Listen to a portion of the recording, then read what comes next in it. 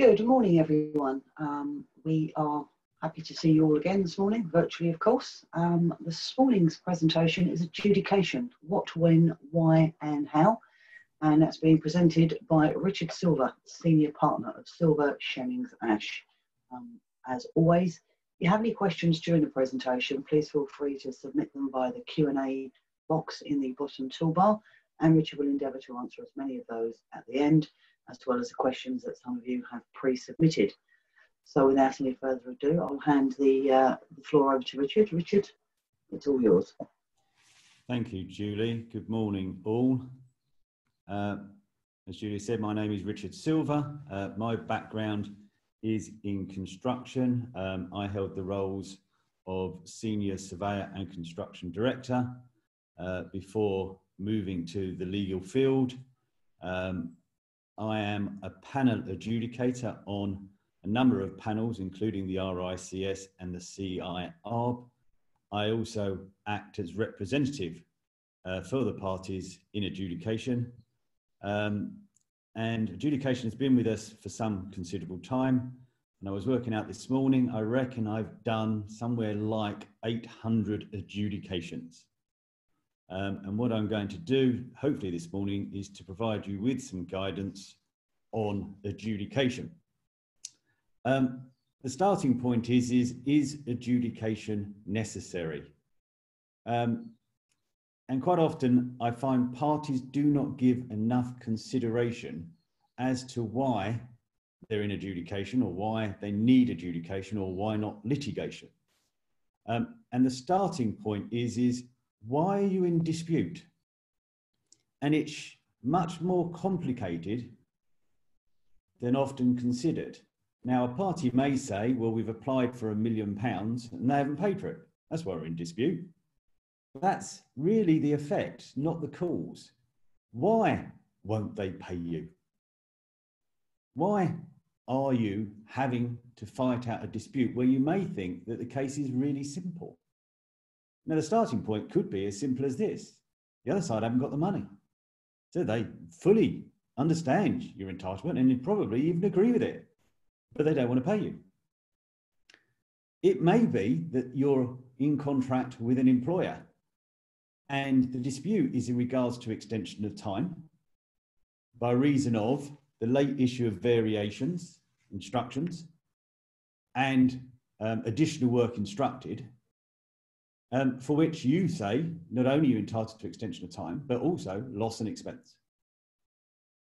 And the person who is going to be considering your entitlement is the very person who is responsible, and indeed may be looking at their PI policy whilst doing it and thinking, on this basis, I'm not going to give them anything because it's only come back to bite me. It may be because the person on the site simply doesn't know your case. So the first thing is when you're in dispute is to stand back and say, why? It's like a game of football. You need to work out what you have to beat, what you're going to face, and what is the best way of getting a success. So first of all, look at your case and make sure you're right. I have had people come to me with disputes and I've looked at them and they simply said, you're wrong. The way you're looking at this is completely wrong. You are seeking a claim for quantum merit when quite clearly the contract provides that you've got to value the works in accordance with the B&Q. I've had the reverse.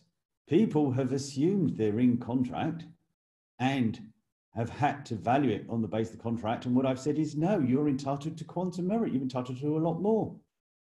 I've had people come to me and say, we're looking for an extension of time. And I said, there's no need because the contract mechanism for time has failed and time is at large. So the starting point is look at the dispute and look at all the issues. You are in a dispute under a contract. Understand that contract, your rights and liabilities. Make sure that you've fully particularised your case and put your best case forward, and then make sure the other side understands it and work out why they are not agreeing. Once you've done that, you know you're in a dispute. The question is adjudication necessary? It may be the case that the threat of adjudication is enough. It may be that by escalating the claim to someone more senior in the other organisation, adjudication is unnecessary. It may be that by sidestepping the contract administrator or the site QS, you can get a resolution. You may be able to rely upon a 7-day notice of intention to suspend. It may be that by making or arranging a meeting or providing further and better particulars, that will bring about a settlement. So consider all the facts. It may be, however, the case that you're not going to get what you want. The other side simply doesn't agree, either because they are wrong, or because they simply don't want to pay you, or because they want you to prove your case so they then can recover the same amounts up the chain or against a consultant. If that's right, that you're going to have to go through adjudication, sometimes you're best not to warn them. That would be particularly the case, for example, where you're going with a smash and grab adjudication. So the starting point is, don't simply get your pen out and draft a notice of adjudication. Look fully at the nature of dispute before you, why you're there, and what is the best route for success.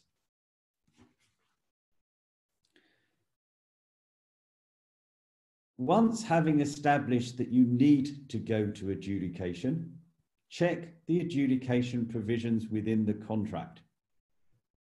See what adjudication regulations apply. Is it the scheme, or are there terms in the contract that are compliant but not the scheme? For example, where the NEC incorporates the necessary dispute resolution process. It's very different to the scheme. Look at who the nominating body is. Is there a named adjudicator? It's my view that at the very start, when placing contracts, you're better served to put an adjudicator named in the contract. Now, whilst I'm on the RICS panel and the CIR, the fact is you do not know who will be the adjudicator nominated. Will they have the necessary skill set? Are they slightly, let's say, subcontractor friendly, in that they have some sympathies with subcontractors? Are they an architect who may have sympathy with the architect who you're taking an action against? So I do think it is better to have a named adjudicator, but my preference is to have 3 named adjudicators, all with slightly different skill sets, so that you can choose the appropriate adjudicator to the nature of the dispute that you're going to refer. Which then leads me to the adjudicator. As I've said, I've been doing adjudication disputes for some considerable time. For those of you who know me, I like adjudication. I like a battle. I am very aggressive. Robust is the term that's quite often used. And I believe and take any dispute personally. When a client comes to me and asks me, are we going to win? It wouldn't be very helpful for me to say, got no idea. They want to know, what are the chances of success? Why are they coming to me to ask that question? Well, the reason is that I am, in the first case, a lawyer. I understand the standard forms of contract. I understand and have vast experience of the relevant case law. I understand how the process works. I'm also a chartered surveyor. I understand how works are to be valued. I understand what does and does not constitute a variation. I have experience of all the relevant programming and planning analysis and the case law on which ones are favoured and how they're meant to work and how one deals with concurrent delay and who owns float and so on and so forth. So hopefully, when a client comes to me, I can answer the question. But if they're coming to a person like me to ask whether they're going to win, then you want the same sort of person as your adjudicator. When you're going to adjudication, you want certainty. You don't want the risk of losing. If you know your legal case is right, you want to win. So therefore, it is my view that you will be better served to have a lawyer as an adjudicator, because every dispute involves contract interpretation. I've not been involved in any dispute where there hasn't been some form of legal issue raised. I am involved in a dispute at present concerning the valuation of the works under a B&Q. And I'm acting for the contractor, and the employer's argument is this is a lump sum contract, so you don't remeasure, despite there being a B&Q. A novel argument. But what I'm pointing towards is within adjudication, a party will raise any possible defence that they consider has a chance, however slim, of succeeding. And indeed, they may be just simply trying to raise a smokescreen because they know their position is weak. What you want to do is to ensure that the adjudicator is robust enough to deal with such submissions and understands the legal process and understands the contract, construction law, if it's quantum, how quantity surveying is going to work, if it's programming and planning, how those different methods are to be used. You want to ensure that the adjudicator is appropriately skilled. If you've named the adjudicator in the contract, you are satisfied that that person meets that requirement. But do be aware that on the nominating bodies, they are providing a service to you. You're paying them and they want you to come to them to nominate. So on their forms, they actually ask, what nature of skills and qualifications are you looking for the adjudicator to have? And whilst you may take it that I'm a bit biased, I believe that you will be best placed to ask for a lawyer in all cases, except where the parties accept it is purely an issue of quantum, and they accept that there are variations, but in my experience, that is very rare. So you ask for a lawyer, and then you look at the further discipline that is required. Is it quantity surveying? Is it programming and planning? Is it architecture? Is it structural engineer? I think you should be looking for a dual qualified lawyer as an adjudicator. The next question is quite often in disputes, both parties know there is a dispute. And the person who generally goes to adjudication is the person who is after money. Nearly all disputes ultimately are to do with money. If you're seeking an extension of time, it's generally because you want loss and expense and you want to avoid damages. You have been paid. The variations aren't agreed. Nearly all disputes have a final financial impact.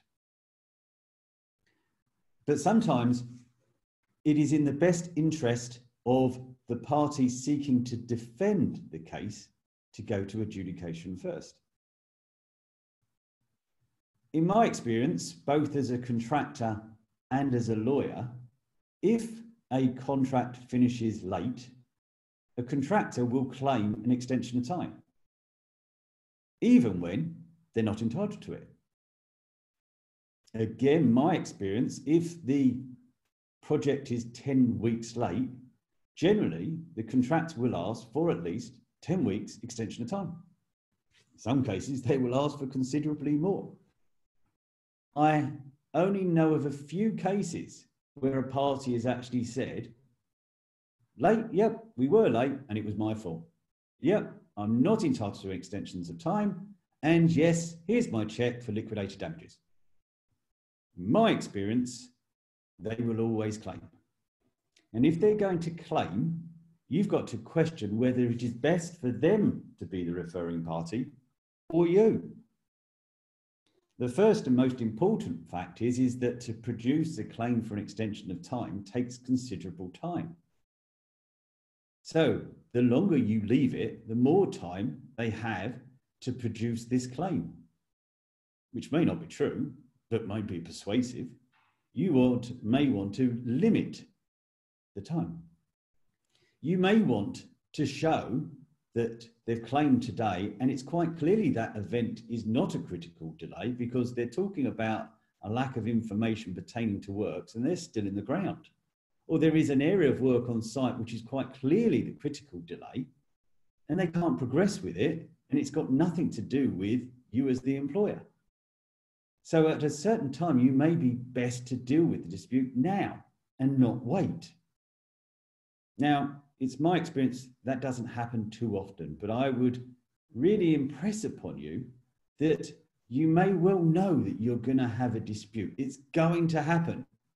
So you may be best placed not to wait, but to implement it now, particularly where a site visit would be of great benefit, where you can bring the adjudicator down to site and go, look, see that? Clearly we can't get on and we're entitled to an extension time, or clearly that is the cause of delay and it's their problem. So do think about timing. If it is inevitable there is going to be a dispute, decide when to go and whether you are better to be the referring party. But in some cases, you are better to be the responding party. It is far easier to counterpunch, to not give away your hand. So again, think about it. Sometimes a party will be better off to be the responding party. It will depend upon a number of facts. The next thing is if you are the referring party, it may well be the other case that the other party is not ready. You can produce your whole referral, you're ready to go, then you issue the notice of adjudication. That's how I suggest you do it. On that basis, you're fully prepared. The other side isn't. A distinct advantage.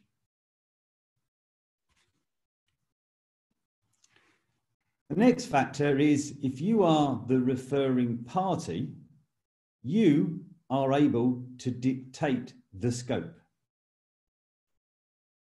If you have a dispute on an account, you can decide that you simply want to go to adjudication on 4 key issues.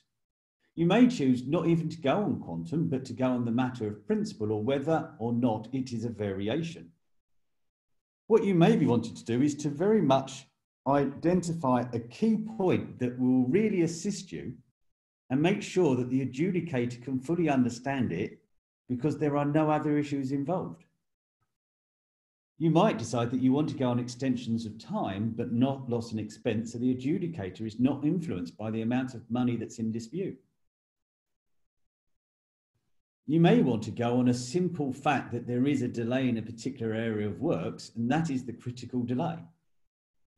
If you are the referring party, you can choose the distinct scope and make it as wide or as narrow as you choose. Now, the responding party will always be allowed to defend that case.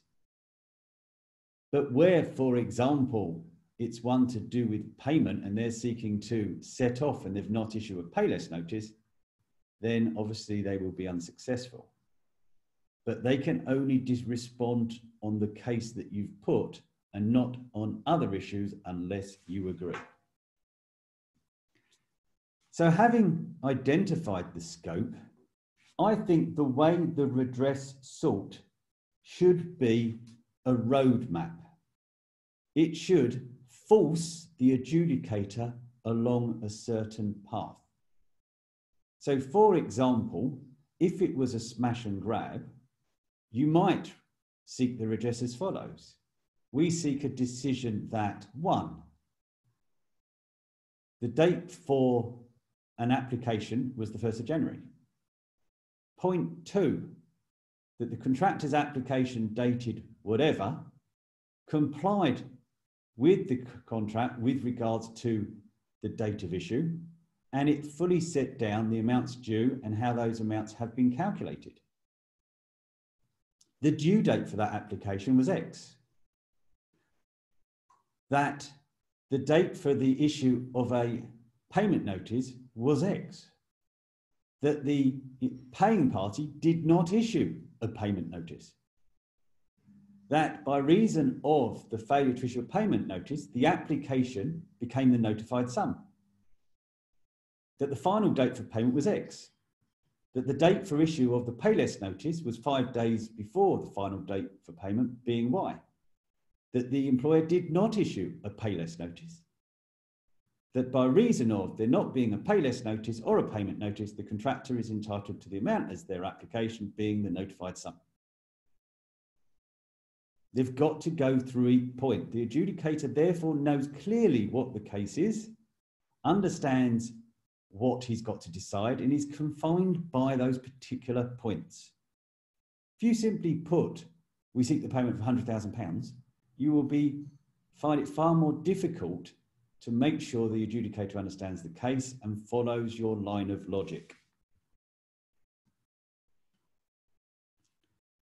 As far as submissions are concerned, what I would say to you as an adjudicator is the most frustrating cases that come before me are the ones that I simply don't understand, particularly where they are drafted by non-lawyers who have an involvement, a personal involvement with the project. They quite often draft something on the basis of their understanding and what they know. And they don't put down all the facts and all the key issues for me to fully understand. They issue, attached to their referral, 60,000 pages of documents, but with no cross-references. They refer to them, and I have to go desperately looking through these papers to try and find them. And it's difficult. So, if you are drafting a submission, you need to go in a logical order. You need to ensure that the paragraphs are numbered and that you are dealing with things in a logical sequence. And what I would suggest to you is work on the basis that I know nothing. I don't understand anything. I've not been involved in this project as an adjudicator. I know nothing. So you want to tell me everything and make sure that I can fully understand, and ideally within one document. So even if you have witness statements and expert reports, make sure you abstract from those reports the key paragraphs and cross-reference them so that I can find them in those documents. And what you're looking for is for me to effectively cut and paste from your submission a paragraph saying whatever you said, and then for me to put in 2 words at the end. I agree. You effectively want my decision to be a replication of your submissions, but with simply me saying, I agree. I shouldn't need to give huge amounts of explanation because I should be simply saying, I agree with what you say. And then I refer to the other parties and say, I disagree with this. You are looking to make sure that I fully understand your case, both the facts and the law, and that I agree.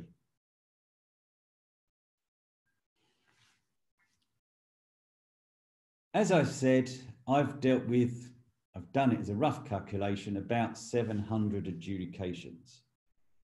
Of those 700 adjudications, I would reckon that at least 600 of them have had jurisdictional challenges. One party has gone to adjudication and the other party doesn't want to be there.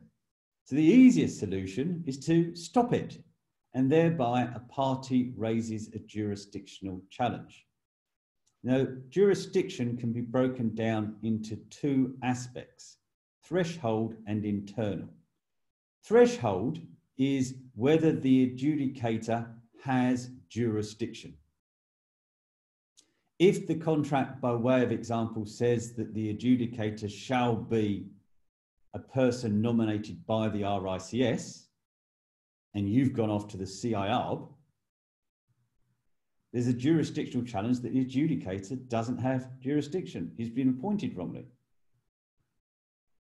If there is no dispute because you're seeking the payment of an application, but the final date for payment hasn't elapsed, so therefore it's not in dispute. You've submitted an extension of time, but the other party have 12 weeks to consider, but the 12 weeks have not yet elapsed. There are various reasons why a dispute maybe hasn't arisen, crystallized. There are various reasons why the adjudicator may not have jurisdiction, and or maybe because of conflicts may need to resign. Maybe the case that the notice hasn't been served correctly, or the application hasn't been served correctly. All these factors can arise in adjudication. As far as an internal challenge is concerned, this is that the adjudicator does have jurisdiction to deal with the dispute, but he doesn't have jurisdiction to deal with certain aspects. So, for example, if a party goes to adjudication on a smash and grab, he may not have jurisdiction to consider the proper value of the works. If a party has asked for £20,000 worth of a payment, and have not put within the notice or such other sum as the adjudicator may decide, the adjudicator's only got jurisdiction to decide the sum stated and not an alternative value, possibly.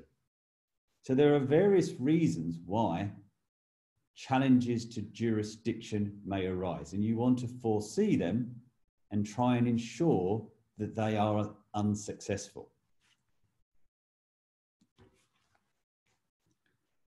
Documents in support. People all too often work on the premise of including everything. What I would suggest to you is include everything that is relevant, but those particular pages that are key and important, make sure you adequately refer to them within the referral, the response, the reply, possibly even quoting the relevant paragraphs, so that without going to the particular document, I can understand the point, even when dealing with expert reports. Do often consider whether there is going to be a need for an expert. Now, you may well decide that you're going to be dealing with an issue about entitlement to extensions of time. You need to foresee, will the other side come up with an expert report? Because you may well want to get one produced yourself. If there's a dispute concerning potential defects, again, consider whether the other side is going to bring up an expert report and get ready and make sure you fully support your case. Most difficult ones are large final accounts. Make sure your account is properly put together, that the lever arch files are all properly numbered, that there are proper dividers between each sections, that at the front there is a brief narrative explaining it, that you have a copy of the instruction, the drawing, the day worksheet, the invoice, photos in support. Maybe even produce a Scott schedule whereby you detail each party's case and the reasons for the dispute. You may even want to put in there a column saying what has been paid in the past in certain applications and the fact they've been paid in every valuation for the last 10 months, but now PC has been issued, they're no longer being paid. Make sure that you can put information before the adjudicator so they can properly understand the case and possibly the unreasonableness of the other party.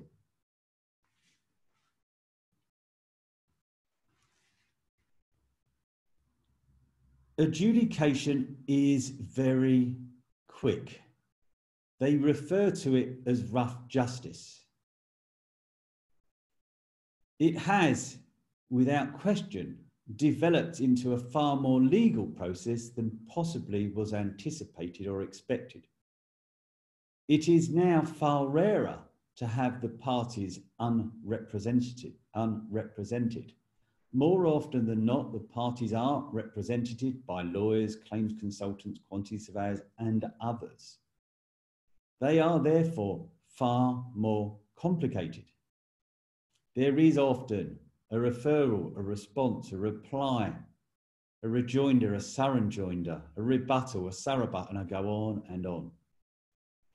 But there is still, on occasions, a benefit of having a meeting, particularly where you want to ensure that the adjudicator understands the case. And if that's the case, ask for a meeting. Equally, where your case isn't that strong, you may wish to avoid a meeting.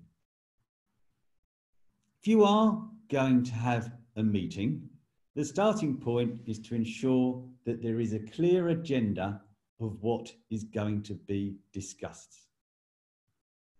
Make sure you have the correct people with you and that they are properly informed of how and what is to be discussed. I've been involved in adjudication as a representative, and I've started to, let's say, get under the skin of others, particularly maybe a contracts manager or otherwise. And as a consequence, they get annoyed and they sometimes admit something that is very detrimental to their case in seeking to defend their personal position. I've even said things to experts where I've identified something they've put and then questioned it and made them find it very difficult to respond. And it has been a major turning point in the adjudication. So if you're going to go to adjudication, be fully prepared. What you need to do is to ensure that you are in control of what is discussed, and quite often make sure that you can be fully prepared and that the other party isn't prepared for what's likely to happen. It's a game of tactics, and you need to ensure that you are more likely to succeed than the other. And that means proper preparation. There is nothing worse than going to a meeting and finding the other side suddenly issuing something that you simply don't know about and you think is a problem. You should be expecting it. Are they going to turn up the meeting with an agenda? If they are, bring your own or ask for one beforehand. Are they going to suddenly say, oh, sorry, sir, we've just been through our files and noticed that this wasn't included. Can we issue this to you now? They suddenly turn up with 5 extra people you didn't expect. Well, make sure you ask who's going to be attending. Be fully prepared. Now, we have had a number of questions, not all of which I have remembered, I have tried to cover many of them, but one particular one that has come up is, when should you go to adjudication rather than litigation?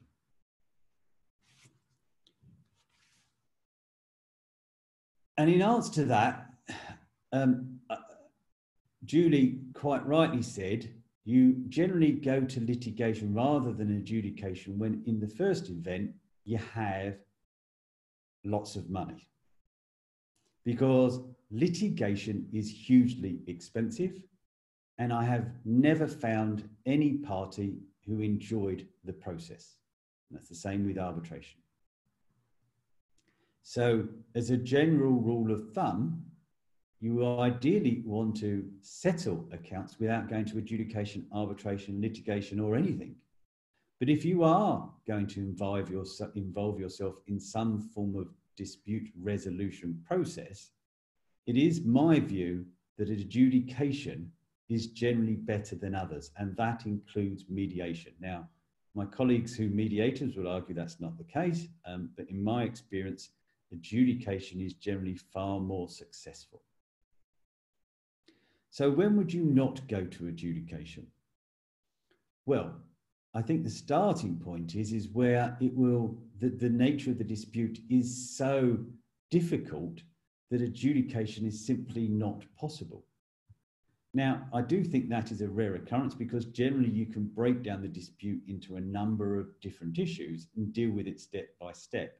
So I still think in the most complicated of disputes, you can deal with it through adjudication. One particular area where you can't is where you want disclosure, where you want some documents that the other party has, where maybe you want to be able to cross-examine some of the other party's witnesses. But litigation can take years and will cost huge amounts, so it should be avoided where at all possible. But to ensure that adjudication is successful, you need to ensure that the other party believes the right decision has been reached.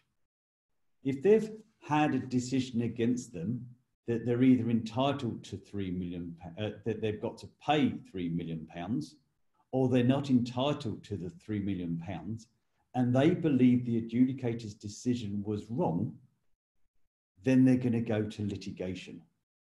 Now, it may be that his decision was right, but just because of the wrong logic.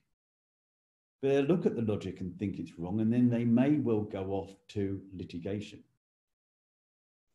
So, to seek to avoid that and to go through adjudication, it is important that when they get the decision, they believe it is right. Where you are involved in large disputes, it is most likely that you will be represented. And the lawyer will need to advise whether he thinks the decision is right or wrong. And if he says it's right, then they're not going to go to litigation because they're unlikely to succeed. So you need to ensure that the right decision is reached and with the right reasons on more complicated matters. And provided you therefore get the right appointed adjudicator, then it is unlikely it will end up in litigation. I have only recently been involved in adjudications of 10 to 20 million pounds. And as far as I'm aware, they haven't been challenged, and I don't believe there will be litigation. So to go through what I've gone through so far. Number one, understand that this is a game of tactics. First, establish what is the nature of the dispute and why the other party disagrees. Work out whether there is an option to settle the dispute other than adjudication. Work out that if it is going to adjudication, whether you are better to particularize your case in seeking to come to a compromise, or whether you're better to go to adjudication quickly before the other party is ready and upon your terms. Make sure you fully read the contract to understand the process of adjudication provided within that contract and who the adjudicator will be, or the nominating body. Work out whether you want to be the referring party or the responding party.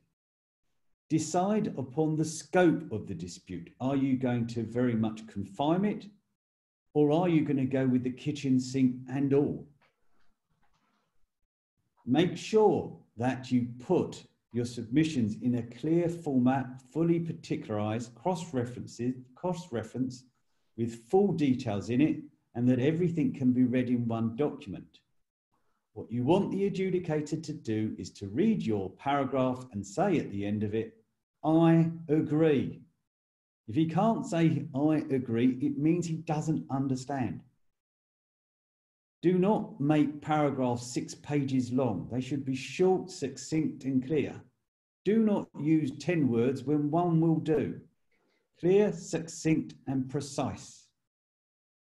Make sure you have foreseen all the issues of jurisdiction, both on the initial appointment of the adjudicator and within the dispute. Consider whether you want a meeting and make sure you are fully prepared. Okay, I hope that has been of assistance. Julie, are there any questions? There are indeed. Funnily enough, on that last point, someone's asking, what effect are Zoom meetings, and obviously Zoom isn't the only platform, having in increasing the incidence of meetings with adjudication? The answer to that is I have been involved in this year as an adjudicator, let me work it out, about 20 disputes, and I haven't had one meeting. As a party rep this year, again, probably about 20 disputes.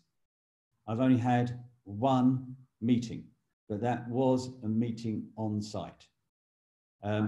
I did have one proposed Zoom meeting, but that got cancelled in the end. So I don't think it is increasing the number of meetings. I would suggest that they are a rarity rather than the norm. But I believe that the process of a meeting is, as a Zoom call, no problem at all. It's fairly simple. Okay. Well, that seems to be the only question, unless anyone else has something that just occurred to them. So thank you very much, Richard. That was really interesting, and lots of useful tips in there. So thank you for your time. And we will be online again later this evening with Conor Ahern on QS and construction law, the interaction. If you've not already booked, please drop me an email and I'll happily book you in. In the meantime, thank you everyone for attending. Have a great day, and we hope to see you all online again soon. Thank you all.